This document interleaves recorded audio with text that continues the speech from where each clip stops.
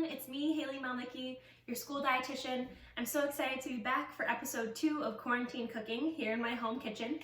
If you hear any noises, my family is home. We're all working from home, so just letting you know. Today on episode 2, we're going to be making apple nachos. And like I said in the last video, in episode 1, I'm going to leave the recipe below in the comments. And as well, if you make this recipe or any other recipes, I encourage you to post a photo in the comments, get other people and other students motivated to get into the kitchen during this time. It's a great way to come together. So again, you can make this with your parents, or if they feel comfortable with you using a knife, on your own. This is a great way for all of us to get together and make something delicious. So we're gonna be making apple nachos, which are super simple and basically so versatile. You can use anything that you have in your house. So I have Honeycrisp apples right now. If you have Gala, you have Granny Smith, any of those, they're perfect. Your favorite type of apple will work great here. So I'm gonna take my knife, and again, if you aren't comfortable, ask your parents for help in this part, and then you can do the toppings all by yourself. So I'm gonna go around the core and cut it like I would if I was gonna slice it and eat it. So you want that core to just stay by itself. And then I'm gonna take each of my pieces and cut it into thin slices. So the apple essentially is going to be our chip for these nachos. So like I said, you can use any apple that you have on hand. I just want to thinly slice these. This is a great recipe to make with your siblings, or if you have your parents in the house, so everyone can kind of snack on these throughout the day. A great little way to get away from your online homework for a little bit and get creative with what you have in the house. Plus they're a nice little sweet treat to kind of mix it up. So I'm gonna evenly place my apple slices all over my plate, just like so. Just gonna finish slicing this one here. This is also a great time for parents to have your kids start using their knives, start developing knife skills. There's plenty of episodes on YouTube or places to learn how to hold a knife properly.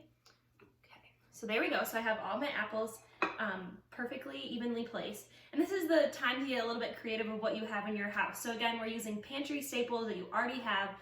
So if you like peanut butter, we're gonna do a drizzle of peanut butter or melted chocolate. If you have caramel, if you wanna get really, really fancy. So I'm first gonna do a sprinkle of cinnamon because I love cinnamon on my apples. So that's gonna be like my little bit of seasoning on my chips. And then I'm gonna do almond butter, a drippy kind of like nut butter that kind of will fall off a spoon is where you want to go for this one. This is kind of like our cheese for our nachos. So I'm just going to pour a little bit of my almond butter over the top. And this is where you can get creative. So you, like I said, you could do melted chocolate, you could do Nutella, basically anything that you have on hand.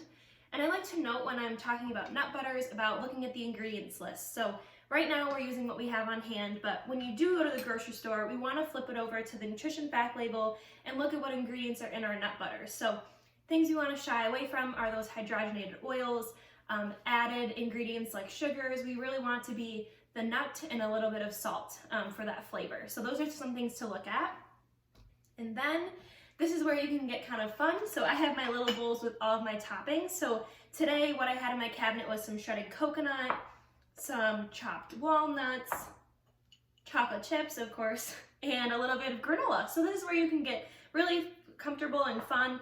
I also could have tried doing maybe some like dried cranberries or raisins, anything like that. So especially, this is a great snack for if you're allergen, like if you have a lot of allergens, so you can really customize it.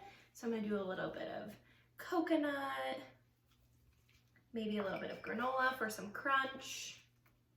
And of course, I gotta top it off with chocolate chips because this is supposed to be fun. We're in quarantine, so we're gonna eat a little bit of comfort food. So there you have it. There's my plate of nachos that I've made. So again, you can do this with any type of apple that you have in the house. Like I said, I'll be back for the rest of the week, hopefully every day with some new recipes with some pantry staples that you already have. I will leave the recipe in the comments below, and if you make this, I encourage you to post a photo of it. These are really photogenic, so I hope that you guys post what you've created in the kitchen, and I hope you enjoy this recipe. So this is Haley. I'll be back later this week for more quarantine cooking.